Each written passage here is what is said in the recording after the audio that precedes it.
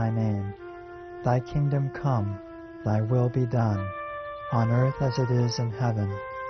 Give us this day our daily bread, and forgive us our trespasses, as we forgive those who trespass against us. And lead us not into temptation, but deliver us from evil. Amen.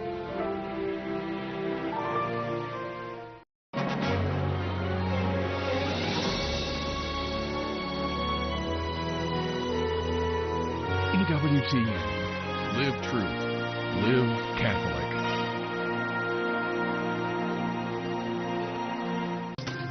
I'm Abigail Galvan. Welcome to EWTN Pro-Life Weekly.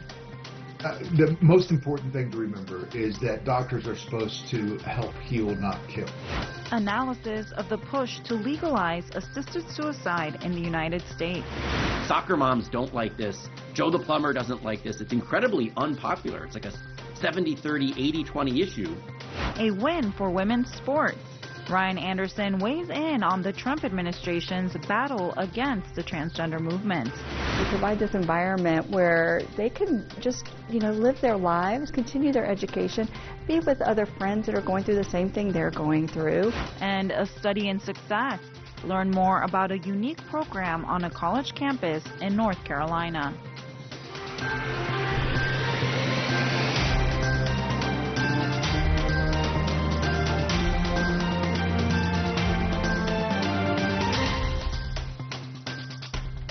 The pro-death lobby, the pro-assisted suicide lobby is, they want every state in the union and D.C. to have assisted suicide.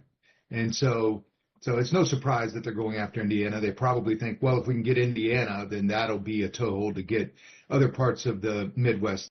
I think people are waking up to the fact that this really is dangerous. You have, the disability groups are really aligned as opposing assisted suicide. And of course, a lot of doctors' groups are too. That was Kevin Terrio from Alliance Defending Freedom. His organization is among those fighting against assisted suicide. Currently, assisted suicide, also known as medical aid in dying, is legal in 10 U.S. states and the District of Columbia. Indiana's efforts are part of the 2025 legislative calendar. Democrat Matt Pierce introduced the End of Life Option Act, which would allow people with a terminal illness to request medication to bring about their own death. The patient would self-administer the dosage. The End of Life Option Act also prohibits an insurer from denying payments of benefits under a life insurance policy based on a suicide clause if the death is the result of medical aid in dying. The Catholic Church strongly opposes assisted suicide. Bishop Mark Hageman from the Diocese of Saskatoon in Canada recently spoke out against euthanasia, saying in part, quote, "If we do not engage in calling each other to a greater and fuller humanity, we should then not be surprised at the larger deterioration of a culture of human care and respect." The Catechism of the Catholic Church says in part, quote, "Those whose lives are diminished or weakened deserve special respect. Sick or handicapped persons should be helped to lead lives as normal as possible." It also calls assisted suicide, quote, "morally unacceptable," adding, even if death is thought imminent, the ordinary care owed to a sick person cannot be legitimately interrupted. One Catholic author writing in the American Conservative asks if 2025 will be the year of assisted suicide. And the author of that piece joins us now. Nick Rowan is the managing editor of The Lamp magazine. Nick, great to be with you.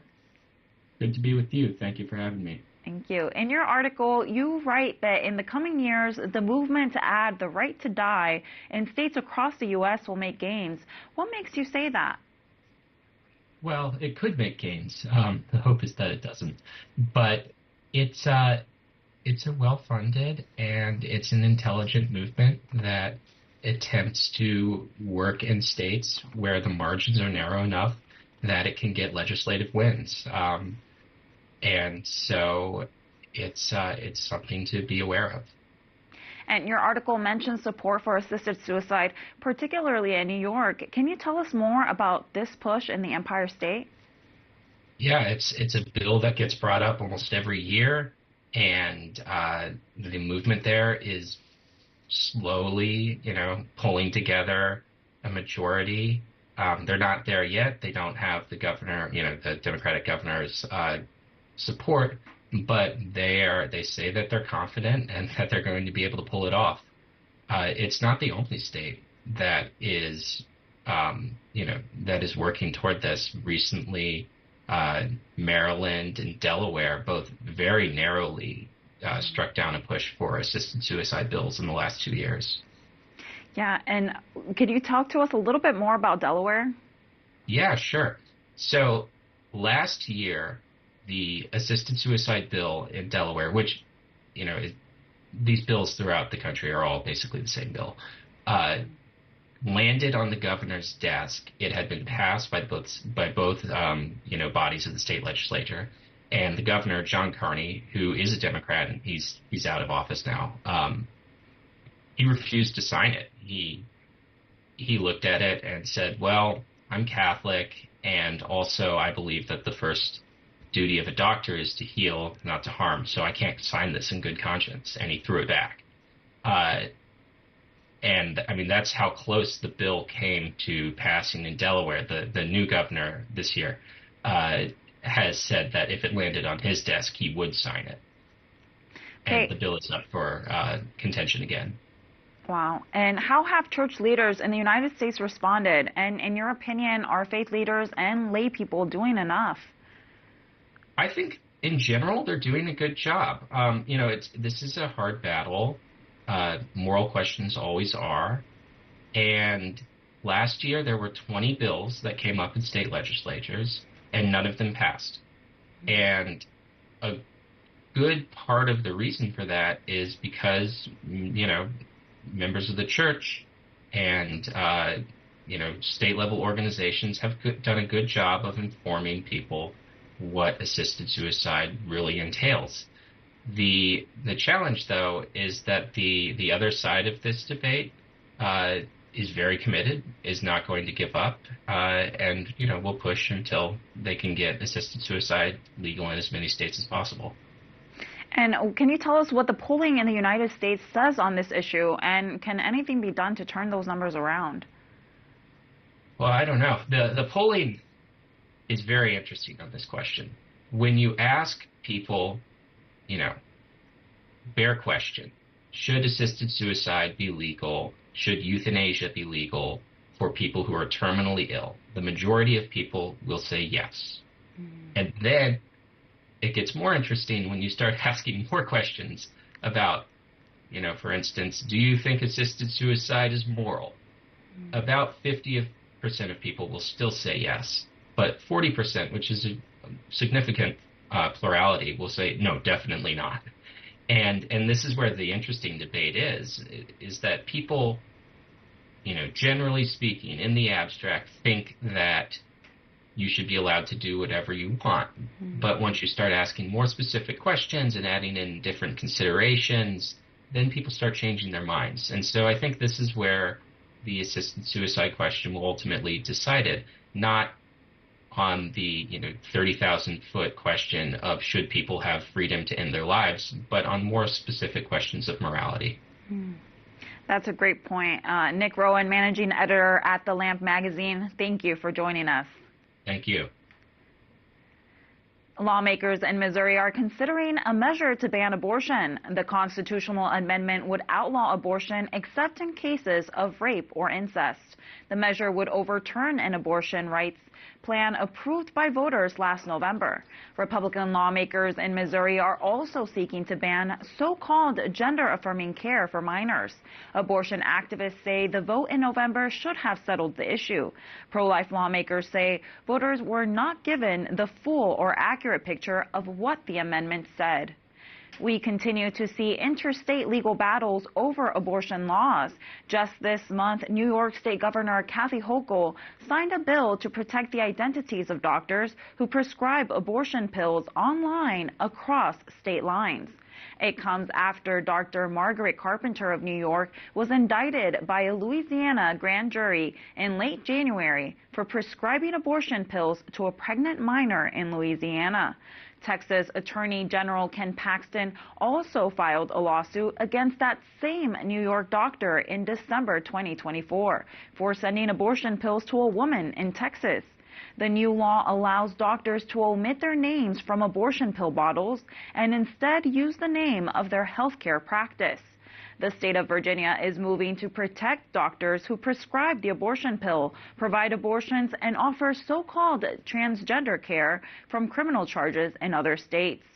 The legislation would protect doctors who perform abortions on women who come to Virginia for the deadly procedure from being extradited. Doctors who give puberty blockers and other controversial so-called treatment would also be protected, so long as the medical care was performed in the state of Virginia. The Virginia State Senate has passed the bill, and it's in consideration in the House. Meanwhile, the Virginia House and Senate approved an amendment to enshrine abortion in the state constitution and could head to the ballot box as soon as 2026. EWTN News Nightly's Owen Jensen spoke with Virginia Governor Glenn Youngkin about the state's extreme abortion amendment and what actions Virginians need to take. They want to, of course, have abortion all the way up through and including birth with no restrictions, and that is exactly what everyone in Virginia was afraid of. And they tried to suggest that it wouldn't be that extreme, but that's exactly what they have at least passed through both houses as a constitutional amendment. And this is where I think Virginians are far more centered than this constitutional amendment that has been passed. And so we just got to come together as Virginians and find common sense again. The White House is also focusing on the transgender issue. President Donald Trump recently signed an executive order to ban biological men from women's sports. The president signed the order surrounded by female athletes. He says the order will protect opportunities for women and girls to compete in safe and fair sports. President Trump also said, quote, "The war on women's sports is over." Federal funding will be pulled from any schools that do not comply. The NCAA, the governing body for college athletics, has now banned biological men from women's sports. A leading Catholic author recently learned one of his books is available again on Amazon. Ryan Anderson's When Harry Became Sally examined the scientific, medical, philosophical, and legal debates surrounding the transgender movement. It had been banned for 4 years. The online retail giant made the book unavailable soon after Joe Biden took office. Amazon initially said the book presented same-sex identity as a mental illness, claims Anderson and the publisher strongly deny. The Washington Post made a similar claim, which it later retracted. Republican Tom Cotton says he reached out to Amazon and asked to see the exact passages that were deemed hateful. Amazon never responded. Anderson weighed in on social media, saying in part, quote, "Jeff Bezos and Amazon have done the right thing. I'm also grateful to my friends and allies who pushed for this to happen." And Ryan Anderson, president of the Ethics and Public Policy Center, joins us now. Ryan, we have a lot to discuss, including the return of your book to Amazon, buyers after 4 years. But first, we mentioned President Trump's executive order removing biological men from women's sports on social media. You have called this measure, quote, excellent. Why are you so pleased? Sure. So, now it's been almost a decade that we've seen the federal government try to rewrite Title IX, try to force boys who identify into the girls' locker room and onto the girls' sports teams, despite the fact that the grassroots don't like this. Soccer moms don't like this. Joe the plumber doesn't like this. It's incredibly unpopular. It's like a 70-30, 80-20 issue. And yet the left was insistent on imposing gender ideology on the nation. Thankfully, President Trump has called their bluff. And it's popular with the American people to say girls' sports are for girls. That photo that was going just viral on social media last week of President Trump surrounded by all these female athletes, that's where the American people are. They think girls' sports should be for girls. And it took someone like President Trump to finally say the emperor has no clothes when it comes to gender ideology in women's sports. Indeed. And President Trump also issued an executive order on gender ideology. Since then, many federal government agencies have changed or removed transgender wording from their websites. What is the impact of this executive order, and can you share some examples of the changes in wording? Sure. I mean, so what's interesting here is that, in addition to the women's sports, President Trump issued an executive order titled Protecting Children from Chemical and Surgical Mutilation. And he issued a day one executive order defending women from gender ideology extremism and restoring biological truth to the federal government. And he issued an executive order ending radical indoctrination in K through 12 schooling. And all three of those additional executive orders touch on gender ideology. I mean, so one is whether or not the federal government, insofar as it funds local school systems, whether it will be funding gender ideology in K through 12 schooling. That executive order says no. One is, any institution that receives federal health care funding, you can no longer engage in either chemical or surgical mutilation of children, right? And Trump is very blunt in his language. The euphemism that the left uses is, quote, gender-affirming care. I think all three of those words are inaccurate. It's not care, it's not affirming, and it's not gender, right? It's a gender identity. It's not biological sex. So what Trump has said there is that he's instructed HHS and other agencies to more or less defund pediatric child mutilation. And already we've seen various hospitals that were the pioneers of puberty blockers, cross-sex hormones, and surgery for minors have announced that they're no longer doing this. And I think that's a huge win for sanity and for children's well-being. And there's more to come. I think we're going to see more hospitals and schools realize that they're going to be on the wrong side of the federal government for the next 4 years if they try to defy these things. Great. And now your book, When Harry Became Sally, written in 2018 and pointing to the dangers of the transgender movement. How did you find out it would be available on Amazon again, and what was your reaction? Yeah, so, it's an interesting story. I started writing this book back in 2016, shortly after the Obergefell decision, because I could tell that the left was not going to declare victory and, shut down the LGBT activist groups, send the donors back their money. They were going to pivot to the T part of the acronym, which no one knew what it meant. We had spent 2 decades debating marriage. Now they were going to the T. So the book comes out February of 2018, and Amazon sold it for 3 years, from 2018 until 2021, because President Trump was in office and the Republicans had the majority in the Senate. And then February of 21, Biden's now in office, the book has disappeared. And then February of 2025, the book comes back. And I found out, to answer your question, I got a text message from a friend of mine who used to be a Senate staffer, and he said, the lobbyist that would always visit my office just sent me the link to your book. The book is back. And so it was just very interesting to me that this is transparently political. When Trump was in office, the first time they sold the book. When Biden was in office, they got rid of the book. Now that Trump is back, they don't want the FTC or the Senate Republicans opening an investigation of their business practices. So the book is back. That's quite troubling to hear, but I'm glad at least that your book is available again. Now that it is available on Amazon, what's your hope for buyers? Yeah, I mean, so what's interesting here is that there's a certain type of conservative author or speaker who writes intentionally or speaks intentionally in an inflammatory manner, hoping to be canceled, right? And then they can go on Fox News or something and talk about how they've been canceled and sell more books or get more speaking invitations. My approach is probably the exact opposite. This book on transgender ideology, the books that I've done on abortion, on religious liberty, on marriage, they've all been meant to be accessible to people who don't already agree with me, right? I'm in the persuasion business. I'm in the convert making business. I want to take people who don't yet agree, help them agree. I want to take people who do agree already and help them better understand the issue so they can then speak to their neighbors, speak to their classmates, speak to their colleagues, and persuade them about what the truth of the matter is. So the hope now is that more people, for 4 years, you couldn't find the book if you did a search for it on Amazon. For 4 years, the algorithms that Amazon uses to, promote books, if you bought this book, you might like this book. None of that was happening for my book. So my hope is that now, many more people hear about the book, they buy the book, they read the book, and then it starts changing people's minds. Because the subtitle of the book was about a transgender moment. This is not the truth. This isn't the right side of history. we will look back on this as a moment in time when we got human nature wrong, and there are human costs of getting human nature wrong. Quite a prophetic voice. Thank you so much, Ryan Anderson. No, happy to be with you.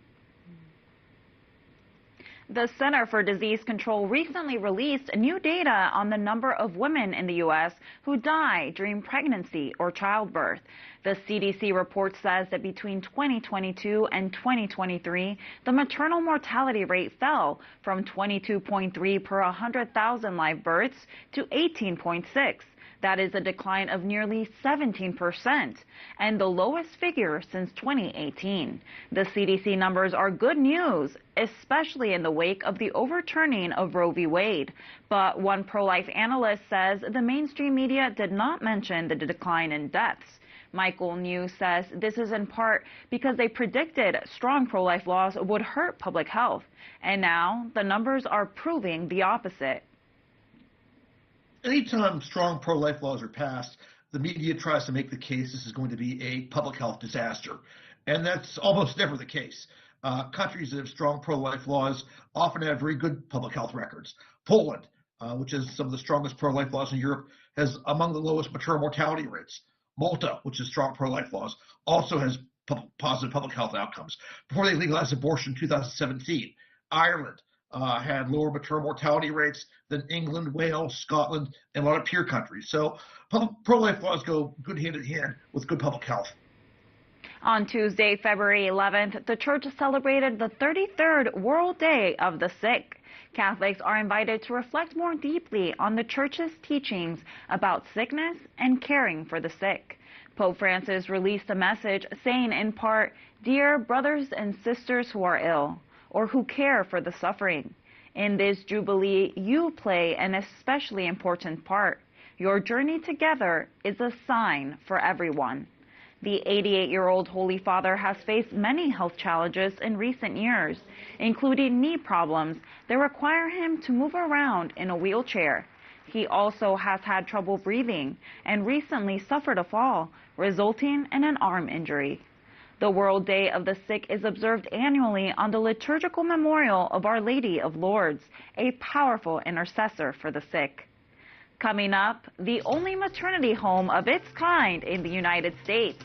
What one maternity home is doing on a college campus to serve new moms.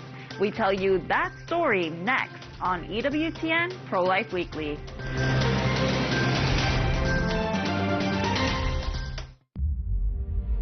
The canonical Gospels and letters that we know today as the 27 books of the New Testament were not the only texts that were circulating at this time. For the early Christians, it was very important to have a connection with the apostles because every community in these early generations were very concerned to pass on the authentic teaching of Christ.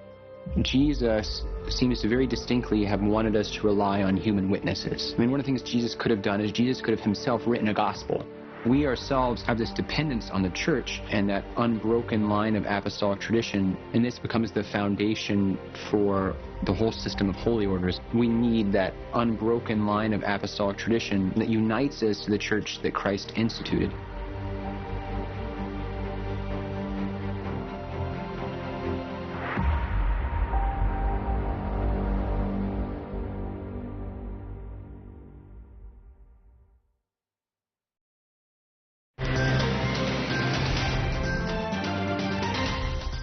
Welcome back. We turn now to a one-of-a-kind maternity home in a unique location, a college campus in Belmont, North Carolina. This maternity home, known as Miravia, meaning miraculous way in Latin, houses students facing unplanned pregnancies, providing them the support they need to pursue motherhood and a degree. Our veils are nice and soft, so that should we be holding a baby, you could just, it looks like Our Lady, and you wrap your veil around, and it's nice soft veil for the baby, so the babies love it. Spiritual mothers care for babies and their mothers at a maternity home found on the campus of Belmont Abbey College near Charlotte, North Carolina.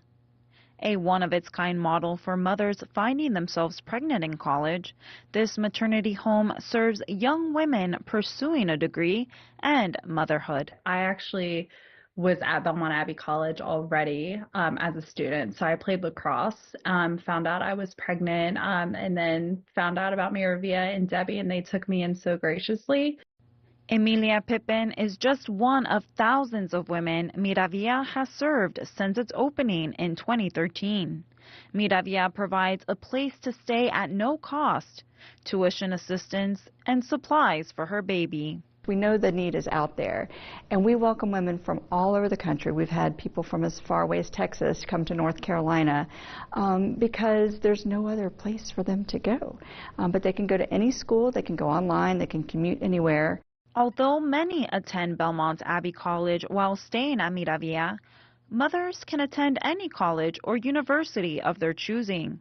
With 15 private rooms which host around 16 women a year, Miravia creates a strong community among the mothers, mentors, and religious. I really think that the relationships that I formed there are what really guided me to being the woman that I am today and being the mom that I am today. And I say this all the time. Some of my closest friends that I came out of there with, I still use their guidance today. So it was sweet when we were living there. There were so many children. We were all just became sister, sister, sister, sister, and they knew a habit meant a sister. So they would yell after you, sister, sister. And as Executive Director Debbie Kappen points out, this community is exactly the goal. We provide this environment where they can just, live their lives, continue their education, be with other friends that are going through the same thing they're going through.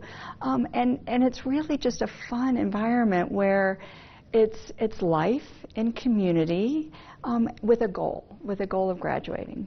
With Miravia moms serving a total of over 2,000 hours in the classroom, many receive their degree and pursue career goals, but many return to give back to the community. They want to stay connected. And for instance, we had one mom who became a police officer. And at our last banquet, she was the security detail for our banquet speaker. It's all those little things that they give in the ways that they can. Emilia gives back by being the residential supervisor, a house mom to the residents. I also play a significant role in mentoring the moms and kind of giving guidance, just because I can give them two different perspectives of being a past resident and also being a worker or employee of Miravia. Surprisingly, Miravia is the only maternity home of its kind in the country. Abbot Placid Solari, the chancellor of Belmont Abbey College, hopes to share this model with other campuses nationwide. In fact, it seems to me every college and university ought to have a Miravia attached to them. So I hope we can be a model. I hope we can be a resource center for other, particularly Catholic colleges, but any college or university. To date, Miravia has welcomed women from 10 different states who have attended 12 different colleges or universities. As the word spreads, hopefully this model will be adopted on more campuses, spreading messages like Emilia's. You were chosen for a time like this, and our child, and God chose us to be the mother of this precious soul and this precious life. And it's our mission now to grow this life and lead this soul into heaven. It's great to see organizations debunk the myth that women have to choose between their baby and finishing school. To learn more about the college residents as well as their pregnancy resource center, visit miravia.org. Next week, a special broadcast by EWTN News Vatican Bureau correspondent Colin Flynn will air in lieu of EWTN Pro-Life Weekly. The special report will focus on South Sudan, a country Pope Francis visited 3 years ago this month. This report looks at the work of the Catholic Church to help educate and develop the world's youngest nation. That is next Thursday at 10 p.m. Eastern. That does it for this edition of EWTN Pro-Life Weekly. Be sure to like and follow us on our social media channels. You can find us at EWTN Pro-Life on X, Facebook, and Instagram. And sign up for our newsletter, The Pro-Life Pulse, EWTN.com/pro-life. Remember, life is a gift. Your life is a gift. God bless.